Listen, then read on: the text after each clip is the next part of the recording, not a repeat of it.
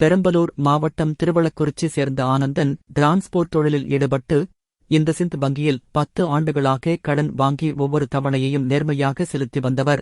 7 மாதங்களுக்கு முன்பு ரூபாய் 94,950க்கு இருசக்கர வாகனக் கடன் பெற்று மாதம் ரூபாய் 9,630 இசிஎஸ் மூலம் 10ஆம் தேதி கட்டி வந்தார்.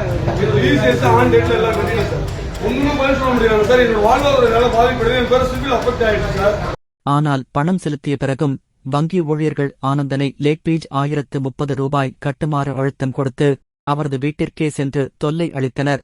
இதனால் மன உளைச்சலுக்குள்ளான ஆனந்தன் தான் கட்டிய ரசீதுடன் பெரம்பலூர் இந்த சிந்த் வங்கிக்கு சென்று கதவை பூட்டி ஊழியர்களிடம் வாக்குவாதம் செய்தார்.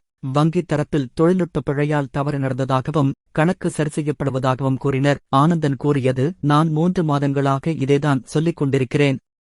யாரும் கேட்கவில்லை. வங்கியில் நம்பிக்கை போய்விட்டது. இறுதியில் மீதமுள்ள தவணையையும் ஒரே நாளில் செலுத்தி என்ஓசி சான்றிதழுடன் கடன் கணக்கை முடித்தார். இதில் சட்டம் தொடர்பாக தெரிய வேண்டியது. வங்கி ஊழியர்களின் தொடர்ச்சியான தொல்லை மன உளைச்சல் ஏற்படுத்தும் செயல் என பார்க்கப்படும்.